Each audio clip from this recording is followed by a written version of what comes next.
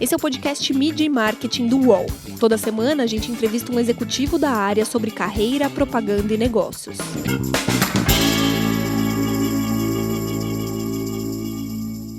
Como a crise do coronavírus mudou a consciência coletiva? O amadurecimento do consumidor mudou a publicidade? E como nasceu a promoção dos Tazos no Brasil nos anos 80? Meu nome é Renato Pesotti e este é o episódio de número 40 do podcast. Para comemorar, essa semana a gente recebe o Mentor Neto, que é sócio e Chief Creative Officer da agência Bullet. O Mentor Neto também é um comunicador, né? Ele é escritor e já foi radialista.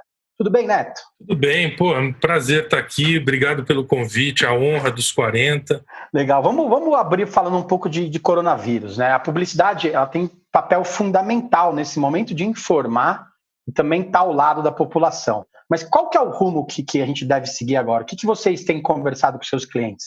É mais hora de fazer do que de falar? O que vocês estão conversando sobre isso? Eu acho que é assim, primeiro o que está acontecendo hoje no Brasil e no mundo, né? No Brasil ainda se misturam duas crises, né? Tem uma crise meio política, tal, misturada com a história do corona, mas eu acho que, evidentemente, o corona é muito mais grave do que isso, e eu acho que isso criou, a gente não precisou nem falar para os clientes, né? Isso criou uma consciência coletiva, né?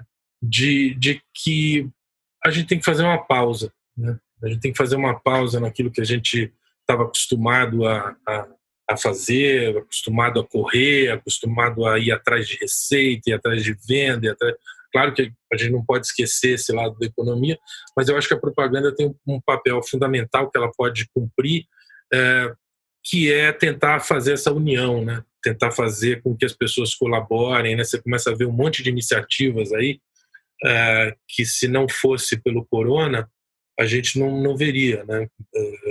De marcas que estão tentando ajudar comunidades carentes, né? Trouxe para o radar uma realidade que já existia, sempre existiu, né, no Brasil. A gente sempre sofreu com carência de tudo, né? De saúde, de saneamento, enfim. Só que a gente estava focado em outra coisa, né? A gente estava na vida normal, entre aspas, né? Como se fosse normal esquecer esses problemas.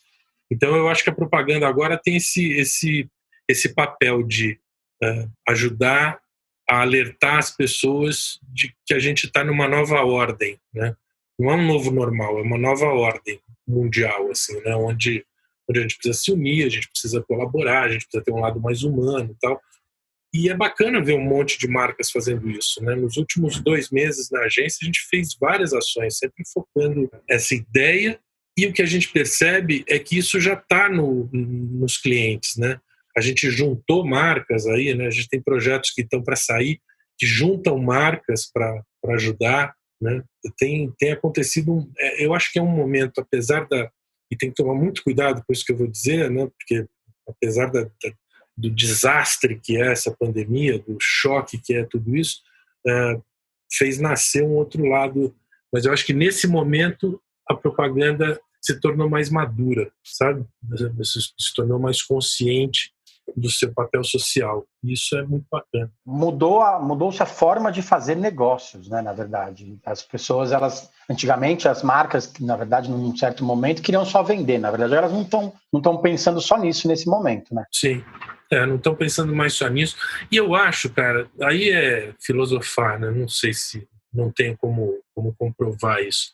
Mas eu acho que a gente teve muita sorte dessa pandemia ter acontecido com a geração que está aflorando hoje, sabe? Com essa geração que já veio com esse chip de ajudar, sabe? Com esse chip. Eu tenho a sensação, arrisco dizer, se fosse a minha geração de 20 anos, de 25 anos, quando eu tinha 20, 25 anos, se isso tivesse acontecido naquela época, talvez fosse um pouco mais difícil, sabe? Da gente ter essa consciência, né? Afinal de contas, o inconsciente coletivo não existe, né? O inconsciente coletivo, na verdade, são as pessoas que têm um mindset, né? Que pensam de uma determinada maneira, né? Por isso até que a gente vê diferentes inconscientes coletivos, né? Você vai para países onde todo mundo respeita o isolamento, não precisa o governo dar exemplo, né? As pessoas respeitam e ponto.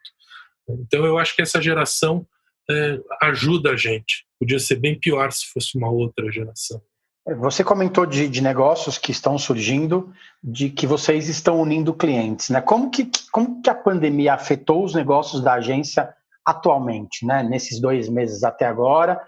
É lógico que a gente vai daqui para frente, a gente não sabe o que vai acontecer, mas o que está rolando hoje na agência que pode ficar de ensinamento para o futuro, de repente? Eu acho que tem muita coisa nova acontecendo, principalmente porque essa pandemia, para o nosso business, assim, para o negócio de marketing promocional, de evento, de ativação, né, que é o universo que a Bullet trabalha. A Bullet não trabalha só nesse universo, trabalha em outros universos, mas essas são disciplinas importantes dentro da agência, né? Você imagina que do dia para a noite o seu negócio ficou proibido. Você não pode fazer mais o seu negócio, né? Você não pode mais fazer evento. Você não pode mais, as lojas estão fechadas, então promoção offline você não pode fazer como você fazia antigamente e tal. Isso para citar 2 exemplos assim. Claro que nos últimos anos, eu arrisco dizer aí nos últimos 5, 10 anos, a Bullet já vinha ocupando espaços de outras disciplinas que foram surgindo com a fragmentação natural da mídia, e eu acho que, por sorte, a gente tem outras saídas possíveis aí para isso. Mas uma coisa que impactou, sem dúvida nenhuma, foi essa mudança na cabeça de todos os clientes de colocar o pé atrás e falar assim, não, peraí, né? Vamos conter investimentos agora, vamos entender o que está acontecendo, que é uma coisa absolutamente normal, compreensível. Você, numa crise desse tamanho, que ninguém sabe o que vai acontecer, você não vai sair, né, gastando a sua verba como você gastava antigamente. Então, acho que não afetou só a Bullet, afetou uma série de outras disciplinas, de outras agências, né? A gente tem visto aí demissões em massa, assim, né, em várias agências grandes e tal. O que chateia um pouquinho a mais, né, é que se você pensar assim, ninguém quer ajudar, né, agências, né? Você pode pensar assim, pô, restaurantes estão fechados, pô, vamos ajudar, né? Vamos ajudar, a gente vai precisar deles depois, né? Então tem campanhas para isso e tal. A agência ninguém quer ajudar, né? A prioridade está lá no final da lista, absolutamente compreensível. Não estou dizendo que tinha que estar mais para cima, mas isso só cria mais problema ainda, entendeu? Porque é difícil, né? Você tá com um negócio que não é um negócio essencial, né? Como dizia um publicitário que é meu ídolo, mas que eu não vou citar o nome porque ele não me autorizou, a gente está aqui só para vender sandália, né? Então, é assim, não é exatamente um negócio que faça com que as pessoas se motivem a ajudar. Então, a gente tem que encontrar alternativas, é isso que a gente tem feito. A agência está muito mais leve, né? Com a história do home office, eu acho que ensinou. A gente está há 2 meses em home office, a gente foi uma das primeiras agências a entrar em home office e ensinou a gente esse novo jeito de trabalhar, né? E isso também eu acho que foi uma mudança bem positiva, uma mudança. A equipe da agência é muito nova. Mais uma vez, essa geração recebeu bem a crise, sabe? Assimilou bem o golpe e soube devolver, sabe? Eu só tenho a agradecer a equipe toda da Bullet que tem trabalhado. Tem essa história, né, que todo mundo fala, né? Home office é ótimo, mas também você não tem horário mais, né? Você recebe mensagem sábado à meia-noite, porque o cara acordou e falou, fazer aqui um negócio e tal, né? Então, mas a agência, porra, uma puta equipe que surpreendeu na crise, assim mesmo, sabe? Já era gente que a gente já gostava muito e que agora respondeu além da linha do dever, assim, sabe? Tem que administrar um pouco as expectativas também, né? Tanto da equipe quanto do cliente.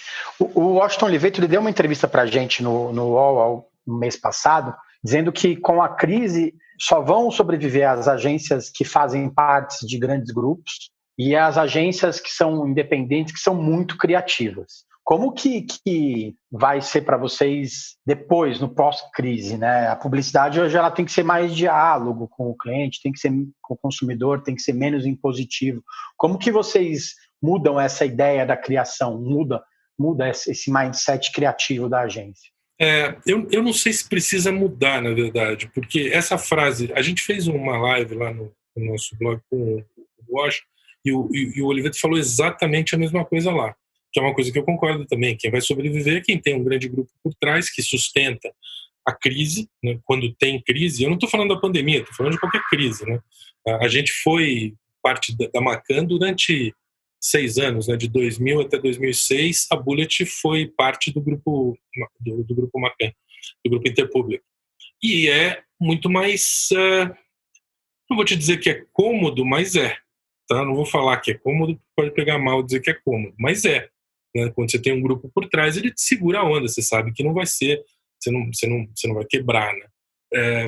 Independente deste momento de crise, já vinha se sinalizando que só as agências que estão dentro de um grupo grande ou só as agências que são muito criativas sobreviveriam. Essa crise só acelera esse processo. Assim, a gente não é de grande grupo, né? Então só nos resta ser criativo, e a gente sabe que se a gente não apelar para a criatividade, se a gente não for muito criativo, a gente quebra a cara. E tem um agravante aí nessa história, né? A Bullet é uma agência que foi criada, foi concebida ao longo dos anos. A gente está fazendo 32 anos, né? 7, 8, 9, 33 anos esse ano. Em dezembro a gente faz 33 anos. Ela foi concebida por causa do mercado, por uma contingência de mercado, a ser uma agência que trabalha em concorrência, né? A gente não tem praticamente contas, a gente tem poucas contas e quase todos os nossos jobs são clientes que repetem jobs com a gente, em concorrências. Isso obrigou a gente há muitos anos, a saber que a gente tem que ser criativo. Se você não for criativo, você não ganha concorrência. Se você não for ganhar concorrência, você quebra, né? Então, basicamente, é isso. Então, a gente tem uma atenção muito grande ao nosso índice de qual é a performance que a gente está tendo, né, em concorrências. Isso é muito importante para o nosso negócio. E as concorrências hoje estão paradas, né? Como que vocês estão trabalhando em relação a isso? Ou o pessoal está tocando? Então, o que está acontecendo é uma coisa que eu acho que nunca aconteceu na história assim, da gente. Os clientes continuam trabalhando, continuam pedindo trabalho, a gente continua participando de concorrências, mas os clientes estão muito reticentes na hora de falar, tá legal, vamos tocar, vamos fazer. E eu acho que eles têm razão em ter essa dúvida também, entendeu? Porque esse país, cara, tem uma novidade todo dia, tem uma novidade todo santo dia, entendeu? Você não sabe o que vai acontecer. Agora se fala em golpe, e é STF, e é pandemia, então você não sabe o que vai acontecer. É muito difícil para um cliente hoje, na atual situação do país. Vai acabar o isolamento? Não vai? Vai acabar a quarentena? Não vai? Né?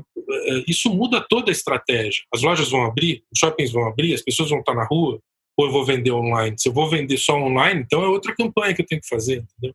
Então, é assim, a gente está trabalhando, a gente tem uma porrada de trabalho, de campanhas que estão no pipeline, mas eu percebo uma reticência do cliente em bater o martelo e falar, vamos tocar. A contingência atual está obrigando a gente a criar um modelo bacana, um modelo novo, entendeu? Que a gente interfira, no bom sentido, aí, na jornada do consumidor, através de recursos que a gente não usava antigamente, né? Hoje a gente tem os lives, tem podcasts, né? Os eventos podem ser por live e tal. Quer dizer, tem muita coisa nova aparecendo que a gente percebe também é que o consumidor está mudando muito na maneira com que ele interage com o online. Cara, minha mãe está fazendo live. Minha mãe, que tem 75 anos, né? Ela está fazendo live. Hoje, quem tinha ainda dúvidas de comprar online, não tem mais opção, tem que comprar, entendeu? Então, este consumidor vai ficar, né, depois da pandemia. A pandemia está obrigando a um didatismo digital que é bacana, né? Que vai trazer mais recursos para a gente depois, né? A gente vê todo ano, no começo do ano, tem aqueles inúmeros relatórios das consultorias de tendências, né? Aquela coisa, e de repente o que os caras estavam prevendo para 3, 5 anos aconteceu em 6 meses, né? Isso mostra que a publicidade ela precisa de mais agilidade. Antigamente se demorava mais para aprovar uma campanha, as coisas tinham muitas hierarquias, tinham que ser obedecidas. Agora talvez isso faça com que a publicidade se torne mais ágil. Talvez isso mude também a forma das pessoas verem publicidade. ela havia perdido um pouco do charme, de repente, nos últimos anos. Isso pode fazer com que a publicidade se torne relevante na vida das pessoas de novo? Eu acho que a gente tem que separar as duas coisas, o charme e a relevância, né? O charme, eu acho que a publicidade não vai recuperar mais. Não vai recuperar mais no futuro próximo, né? Porque esse charme estava muito relacionado a uma ingenuidade de quem recebia a mensagem, né? E hoje o consumidor está muito mais maduro, então você não pode mais glamourizar nem fantasiar demais, porque ele sabe que aquilo é mentira, né? Mas, por outro lado, e por isso que eu disse que a gente tem que separar, em termos de relevância, que eu acho até muito mais nobre, né, e muito mais importante que a publicidade tenha esse papel, ela seja mais relevante do que charmosa, né? História que também não impede que você seja relevante e charmoso, mas eu acho que essa fantasia que a gente tinha de publicidade, eu acho que acabou. E ela tem que ser relevante, porque senão você simplesmente perde esse consumidor. Eu tô notando também que tem que tomar cuidado com isso que eu vou falar, porque parece balela, mas assim, a sensação que eu tenho é que a publicidade, em função dessa relevância e das ferramentas digitais que a gente tem hoje, ela está se tornando mais democrática. Democrática no seguinte sentido: antigamente, quem veiculava eram os grandes clientes. Quem fazia a mídia mesmo, eram os grandes clientes. Porque você tinha que dar um tiro de canhão, esse tiro de canhão obviamente custava caro pra caramba, eu não tinha ferramentas que conseguissem nichar os meus públicos, então era um brinquedo de cliente grande. Eu vi aquele vídeo da Globo, eu não sei se você viu, do Sim, né? Onde a Globo oferece para quem não está acostumado a veicular alternativas de veicular, né? Dentro das retransmissoras da Globo e tal. Isso é um sinal sério, né? Isso é um sinal sério de que tem um novo cliente chegando, né? Um novo tipo de cliente, que clientes médios podem começar a pensar em anunciar, porque tem ferramentas que possibilitam isso para ele, né? Mídia e Marketing volta já. Geração P é o podcast semanal do UOL sobre os impactos do coronavírus na nossa sociedade, economia e cultura. P de pandemia, de perspectivas e principalmente de projeções. Todas as segundas, quartas e sábados a gente traz um novo episódio. Você pode ouvir o Geração P e outros programas do UOL em uol.com.br/podcasts, no YouTube e também nas principais plataformas de distribuição de podcasts. O UOL tem uma novidade que vai ajudar a sua empresa a entrar no mundo digital. É o Meu Negócio Não Para, que ajuda pequenos empreendedores do Brasil a superar o cenário de crise provocado pela pandemia da Covid-19. Acesse uol.com.br/Meu Negócio Não Para. Você sempre quis ser publicitário? Queria que você contasse um pouco do começo da sua carreira. Eu queria, na verdade, ser médico, mas eu percebi que eu não tinha a menor chance de entrar na USP. Eu precisava entrar na USP. Não, eu fiz assim, eu sou técnico de laboratório formado. Eu faço exame de urina. Se for necessário, eu faço exame de urina. Eu decidi que eu ia ser médico na 8ª série, né, no ensino fundamental, naquela época era ginásio, e fiz biológicas, fiz 4 anos de colegial, porque eu achava que ser técnico de laboratório podia me ajudar a ser médico.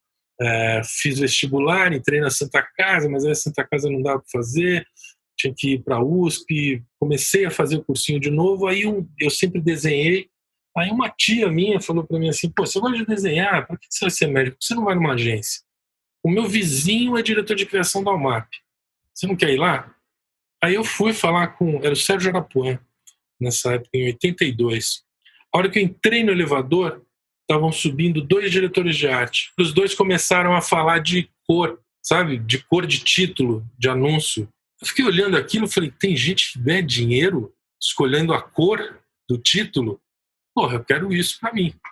E aí, quando eu voltei para o cursinho, eu já tinha desistido de fazer medicina, eu estava me preparando para fazer medicina, que na época era mega disputado. Aí prestei para a SPM, entrei, 4º lugar na SPM, fácil, porque eu estava bem preparado para o cursinho, né? Pra mim, naquela época, a comunicação não era... Tanto é que os meus amigos entraram naquelas faculdades tradicionais de engenharia, né?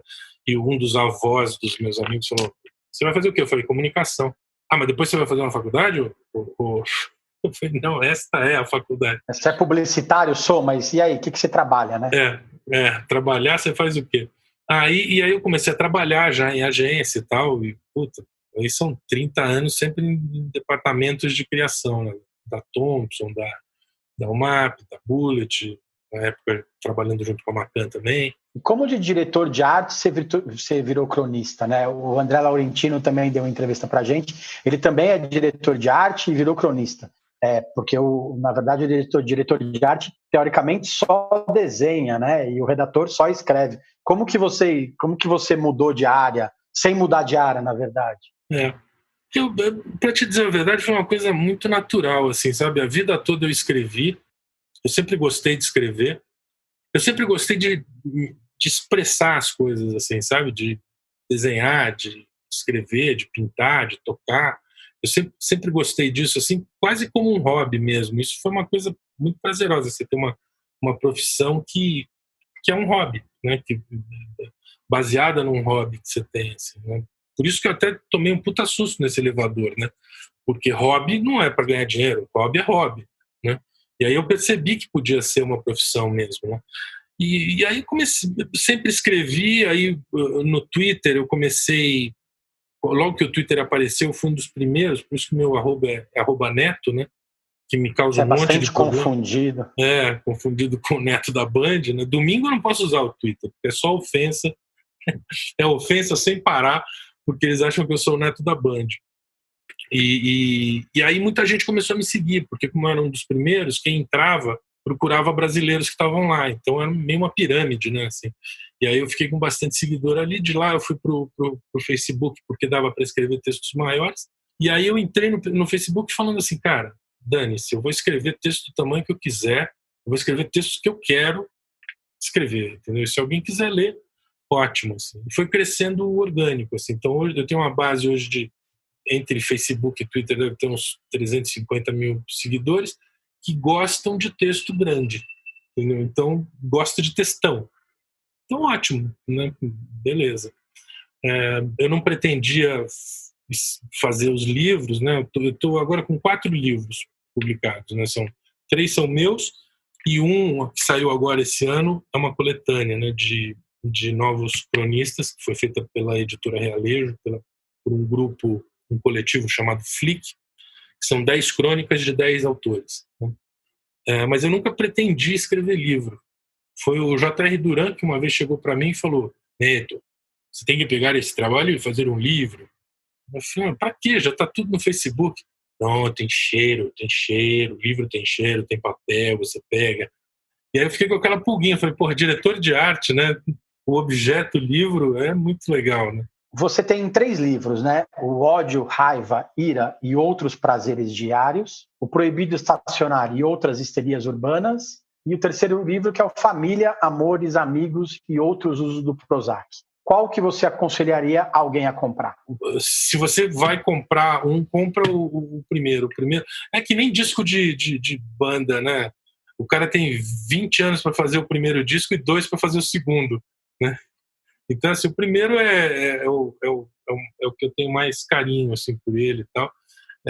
Eu acho que é o que mais representa o que eu queria escrever, assim. Apesar de que agora eu estou escrevendo um romance, vamos ver se eu consigo terminar, porque é muito difícil. Você cria o vício da crônica e aí é muito difícil, né? Qualquer história dá para contar em 3 páginas, né? É difícil contar em 200, assim, né? Então eu apanho para fazer. Para desenvolver, na verdade. Você também já apresentou o programa na rádio, né? Você é escritor, todo mundo te conhece por causa das crônicas, você é publicitário, você desenha, você já foi radialista, né? Você apresentou um programa na Rádio Globo durante quase 2 anos. O que você gosta mais de fazer efetivamente? Ficar com as minhas filhas. Isso é a parte mais legal da vida, assim, porque é engraçado isso, né, cara? Você sabe que eu fiz dupla há muitos anos com um cara chamado Hermes, né? O Hermes Zambini. E o Hermes foi casado uma época com uma professora de arte. E E um dia a gente falou, ela dava aula, acho que no Poeridomos, um dia ela falou, vem assistir uma aula, né? E aí a gente saiu da agência e foi assistir uma aula só com adolescentes, né? Foi uma hora que mudou a minha vida. Assim, eu ainda não tinha filho, não tinha nada. Quando eu voltei para a agência, eu falei, cara, o que a gente está fazendo da vida da gente, cara? É uma tensão. 24 horas, a gente esqueceu como é ser adolescente, né? E aí você fica uma hora naquela classe, você vê aquela diversão, ingenuidade, misturado com energia, com tudo. Então, quando eu estou com as minhas filhas, eu consigo recuperar um pouco disso, sabe? De vampirizar essa alegria, essa novidade, essa renovação constante, assim, né? Que a gente vai ficando velho e perde, assim, né? Eu escuto músicas, às vezes, assim, que são novas, eu fico escutando 4 meses, aí eu mostro para minha filha, para as minhas filhas, ela fala, nossa, pai, isso aí é de 4 anos atrás. Não é, né? De 4 meses atrás, mas elas estão sempre se renovando, né? Então isso é muito legal, assim, conviver com um adolescente, com as meninas é uma mágica, assim, além de serem filhas e tal. Mas o que eu mais gosto é rádio, mas rádio não depende só de mim, né? Rádio você tem que ter estrutura, tem que ter tudo, né? Mas rádio tem uma mágica que... E eu conversava isso na rádio, não é estranho, você escreve um texto no Facebook, vem um comentário do Japão, né, de alguém que leu e está no Japão. E tudo bem, você fala, o cara entrou lá e tal, né? Agora o rádio tem essa mágica, você está fazendo o programa, um cara liga do Japão, né? Ele está escutando o programa no Japão. E você saber como é que isso chegou lá, né? Por internet, as ondas do rádio, assim, né?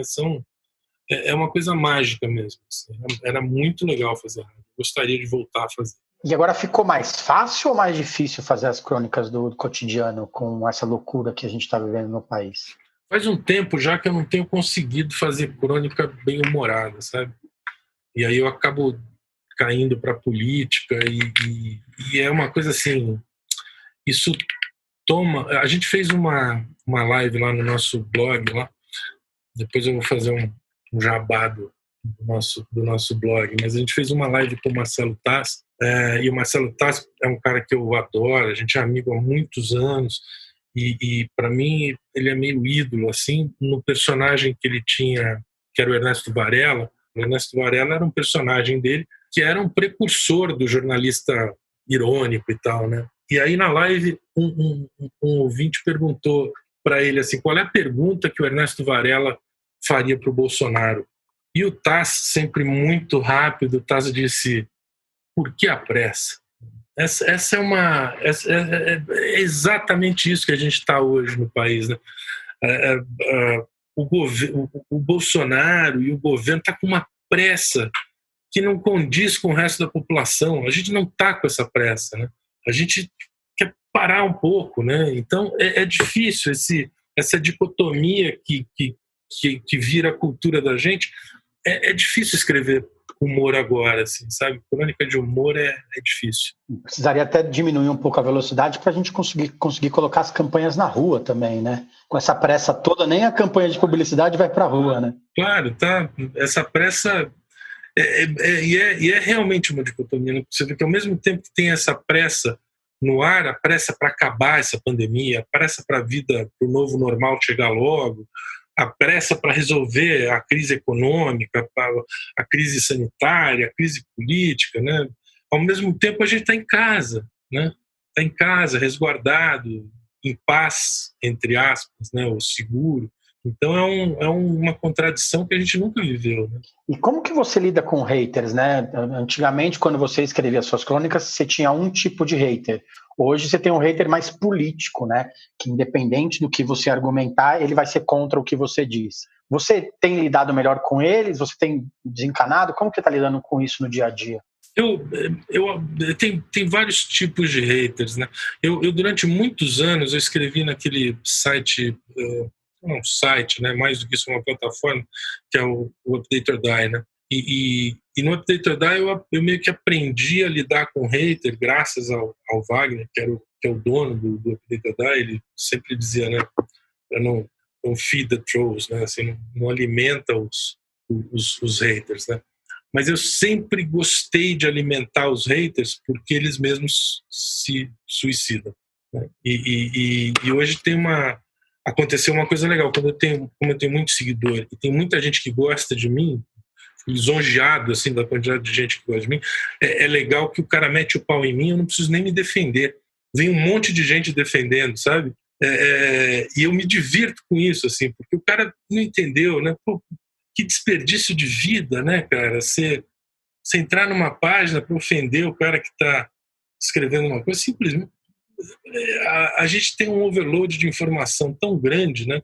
Para que perder tempo comigo se você não concordou, né? Passa para a próxima. Às vezes eu bloqueava simplesmente porque eu não ia com a cara do cara. E assim, as pessoas ficavam putas, falavam que era... Cara, Renato, você está na padaria. Aí vem um cara e começa a conversar com você. Você não gosta do assunto do cara, você acha que não é legal e tal. Você vai se obrigar, toda vez que for na padaria, a conversar com o cara? Não vai, né? Por que eu vou ter que me obrigar a conviver com uma pessoa dentro da rede social, né, que não tem empatia e tal? Então, eu bloqueei muita gente por causa disso. E muita gente porque era só ofensivo. Mas hoje em dia eu tenho usado bem menos o Facebook. Não estou me incomodando tanto, né? Vocês também criaram um site, né? Os Impostores, junto com outros publicitários, outros cronistas, né?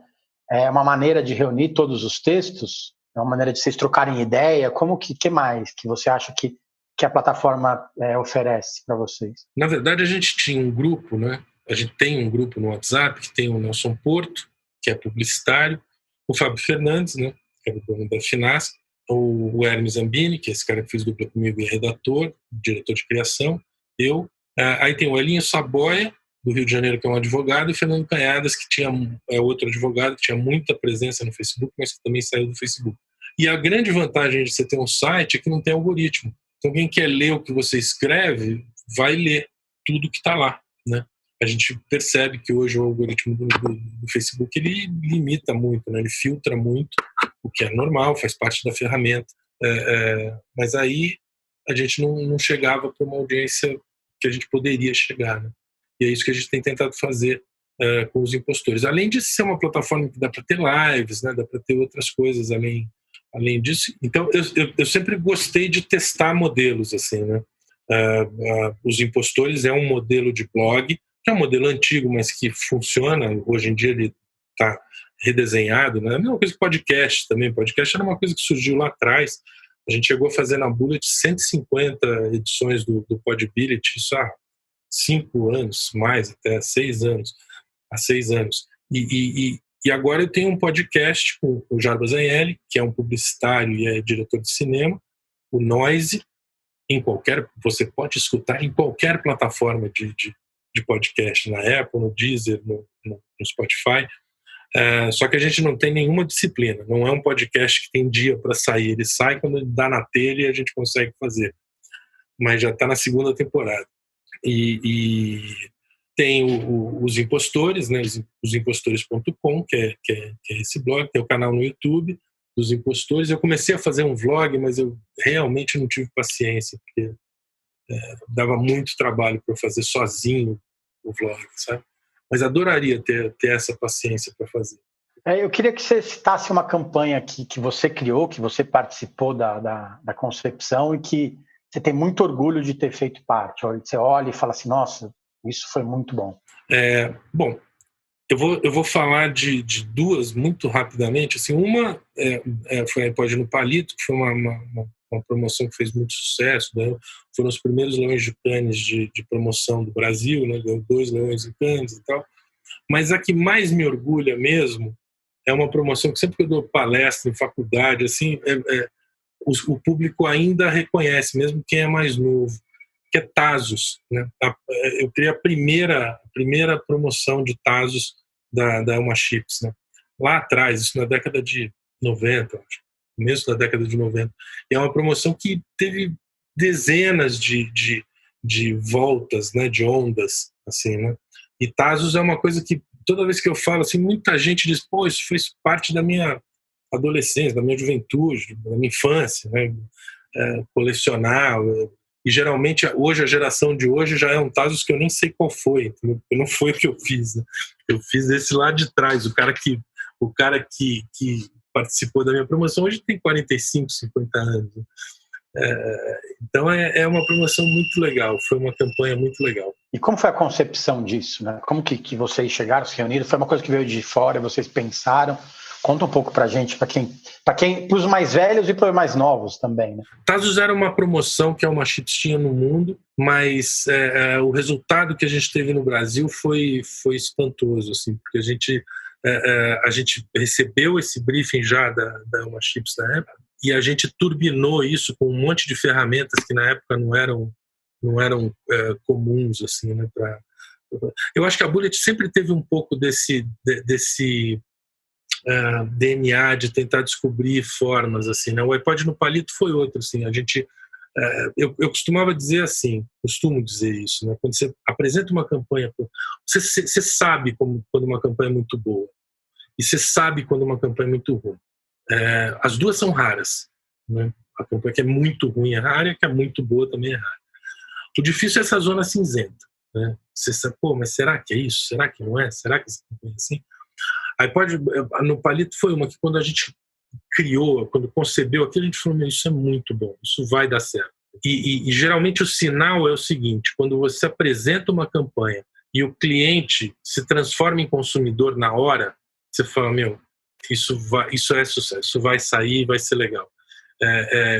Eu lembro que uma vez a gente fez uma promoção que o cara tinha que, para Mastercard, o consumidor tinha que gastar R$25 mil na época, em uma hora. A reunião virou essa discussão, sabe? Puta, o que você faria? Nossa, eu faria tal coisa. Ninguém discutia mais a campanha, todo mundo estava discutindo como se tivesse ganhado, né?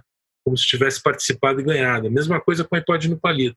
E iPod no palito, a essência da história era assim, e se a gente desse um iPod dentro do sorvete? Ele vai dentro do sorvete. Porque assim, você comprar o sorvete, trocar, ganhar, chegar pelo correio, isso todo mundo faz, né? O barato era ganhar, era abrir o sorvete em vez do sorvete ter o teu iPod. Então foi quase um ano para a gente botar isso no ar. A gente comprou 10 mil iPods. A Apple, o Cupertino, ficou sabendo que era uma promoção, mandou embora toda a equipe de vendas que tinha feito a venda dos 10 mil iPods, porque não podia usar produto para promoção. Quando souberam que entrar dentro da geladeira de sorvete, tiraram a garantia dos 10 mil iPods. E aí eu falei, agora ferrou, né, cara? O cara tirou a garantia. Aí eu liguei para o cliente, falei, a Apple está tirando a garantia. Eu pensei, morreu a promoção, né? Então a gente falou, não, qual é o recall que eles têm, normalmente? Aí eu perguntei na Apple, eles tinham 6% de recall. Aí o cliente falou, beleza, 6%, se quebrar 6%, eu garanto, eu compro mais 6%. Para fazer uma coisa diferente tem que ter coragem, ele falou. E é a mais pura verdade, assim, sabe? Tem que encarar. E no final a gente teve 3% de recall, o que indica que iPod deveria ser vendido dentro de geladeira. E não fora. E não fora da geladeira, porque dá menos recall do que quando vende dentro. Mas assim, foi uma postura do cliente que eu falei, e era uma promoção que o cliente esperava 3% de incremento de venda, porque era que bom no verão, né? Eu esperava 3% de incremento de venda, já seria a gente deu 31%, a gente expandiu o envelope do mercado, assim, sabe? Então foi uma coisa, essa eu acho que foi a de maior sucesso mesmo, assim, de relevância mesmo. Mas Tazos é do coração. E eu queria que você citasse uma campanha que você olha e fala assim, nossa, eu queria muito ter feito parte disso. Eu imaginava que você ia fazer essa pergunta, sabe? Porque já é muito difícil de responder isso, porque assim, são tantas, assim, é uma profusão de campanha brilhante que você vê. Eu não vou nem falar lá de fora, entendeu? Não precisa ir para fora, né? Aqui no Brasil mesmo a gente tem tantas campanhas assim. O que eu tenho inveja hoje e que é o que eu cada vez mais quero tentar fazer são as campanhas que lidam com o consumidor digital, né, o dia a dia do consumidor digital, de maneira que ele precise da campanha, sabe? Que ele use a campanha no dia a dia dele. Né? Eu acho que isso é a coisa mais legal que você pode fazer. Eu, como publicitário, eu sempre tive esse publicitário que queria ser médico. Eu sempre falava, porra, que profissão fútil, né? Não ajuda ninguém, né? Não faz... Tudo bem, você pode vir com a desculpa de que você faz mover a engrenagem da economia, você faz vender e faz não sei o quê. Mas, poxa, a gente tem a oportunidade hoje de realmente interferir na vida das pessoas positivamente, né? Então, eu acho que isso me dá inveja hoje, assim, de inveja branca, assim, de ver agências que passaram a trabalhar num formato que se dilui no dia do consumidor, sabe? De alguma maneira. Isso, para mim, é bem bacana. Obrigado, Neto, pelo tempo. Boa sorte nesse mundo pós-pandêmico. E boa sorte para a Bullet. Você também. Fique em casa. Fiquem em casa. Valeu, muito obrigado. Muito obrigado pelo convite. Um abraço para todo mundo. Valeu, gente. Semana que vem tem mais. Os podcasts do UOL estão disponíveis em todas as plataformas. Você pode ver a lista desses programas em uol.com.br/podcasts. Mid Marketing tem reportagem e entrevista de Renato Pesotti, edição de áudio de João Pedro Pinheiro e coordenação de Juliana Carpanês.